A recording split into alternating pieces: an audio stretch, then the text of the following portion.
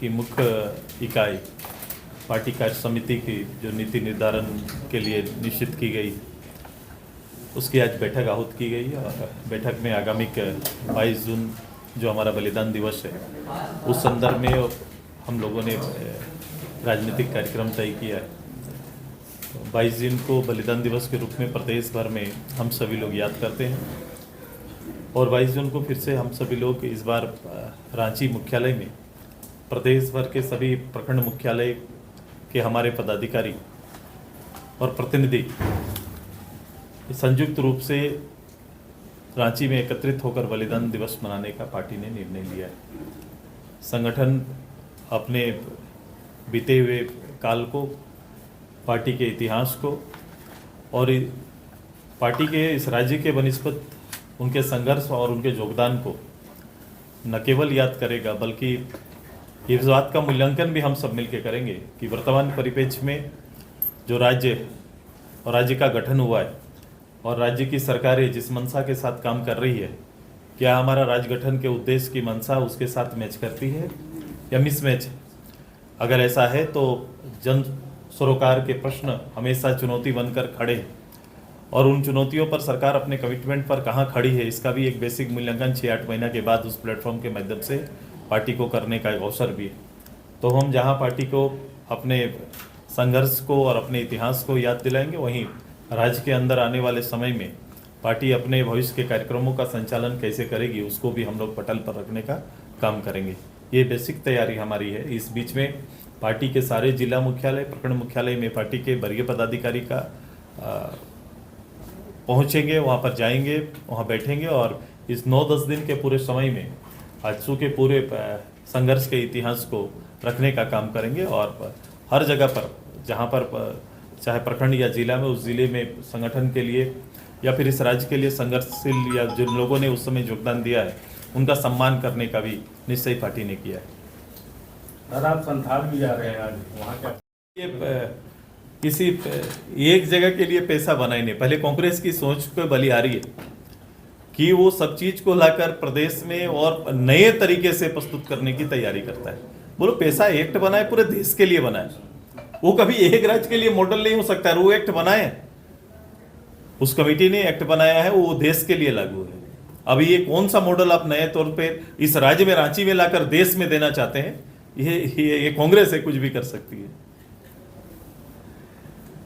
सवाल ये है पैसा को लेकर कि इस सरकार ने उसके नियमावली अभी तक बनाने का जो कमिटमेंट किया था, वो भी अभी तक पूरा नहीं किया, ना लागू किया है। और इसके तहत जो नुकसान हो रहा है, वो सभी वर्गों को इस नुकसान में है। आज के दिन में कई तरह के विषय हैं। अभी कुछ दिन पहले आपने सड़कों पर जो हमारे खासकर आदिवासी समाज से जुड़े हुए, उनकी अस्मिता के लिए संघर्ष करने वाले लोगों को सड़क पर आपने देखा है।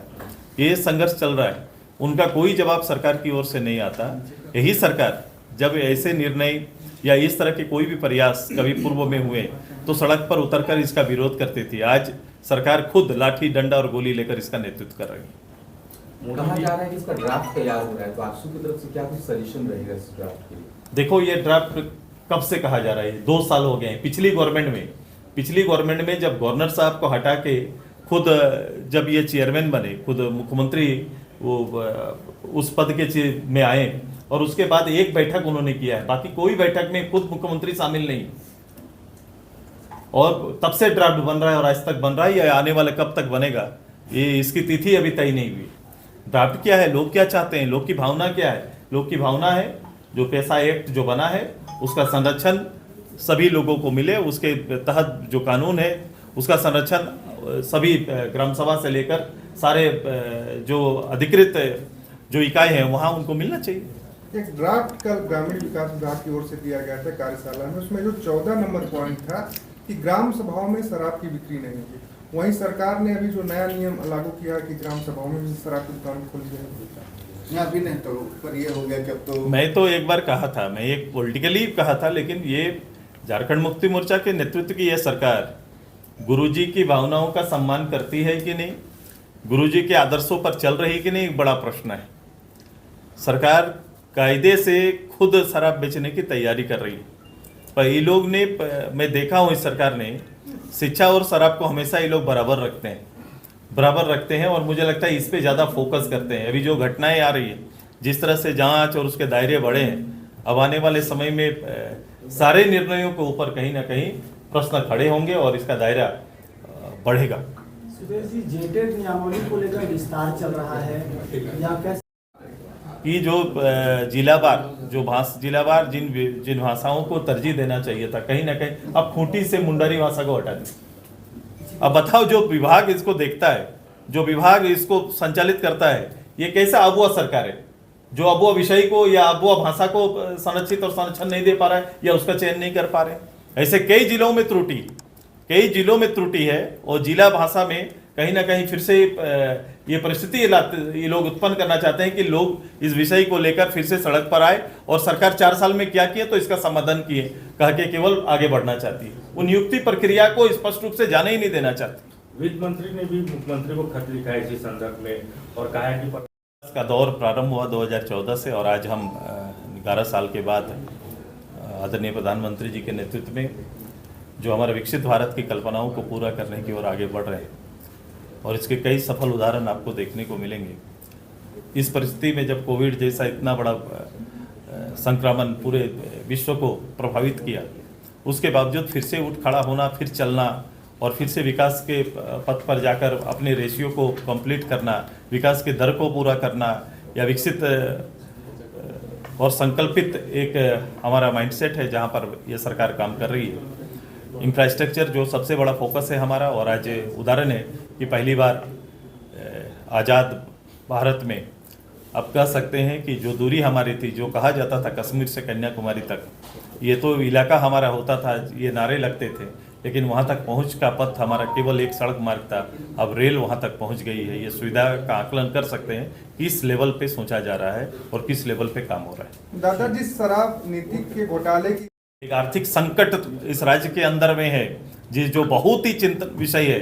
एक विषय नहीं, केवल शराब नहीं, शराब पर तो कोई नीति या निर्णय ही इनका स्पष्ट नहीं है।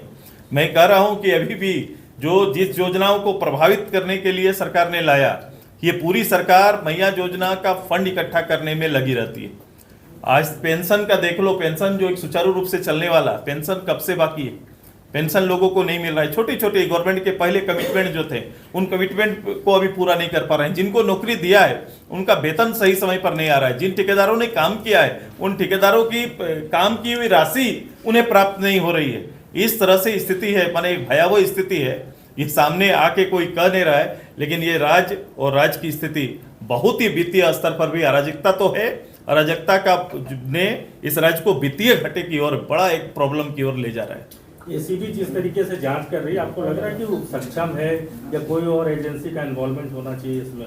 नहीं, इसके लिए हम अधिकृत नहीं है और जांच जो चल रही है, अगर उसमें कोई त्रुटि रहेगा, कोई कमी रह जाएगा तो निश्चित रूप से हम लोग बात करेंगे।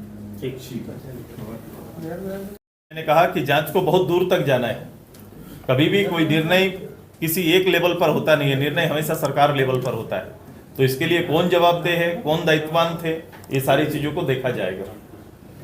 दादा, बिहार विधानसभा चुनाव को लेकर इंडिया गठबंधन तैयारी कर रही है, क्या आपकी भी है तैयारी बिहार में जाने की? बिहार को लेकर हम लोग विचार कर रहे हैं। ऐसा नहीं है, अभी मैं कह सकता हूं कि बिहार में लोगों की काफ़ी उत्सुकता है। लोग चाहते हैं कि आजसू भी बिहार में आए, वहाँ की राजनीति में सक्रियता रहे। ऐसे कई लोगों का, कई प्रतिनिधियों का, कई संघर्षशील उधर के कार्यकर्ताओं का और राजनेताओं का प्रस्ताव अभी हमारे पास है। हम लोग भी बहुत जल्द निर्णय लेंगे कि बिहार की राजनीति में, इस वोट की राजनीति में और वैचारिक रूप से बिहार में हम दखल देंगे कि नहीं, ये निर्णय आपको आएगा।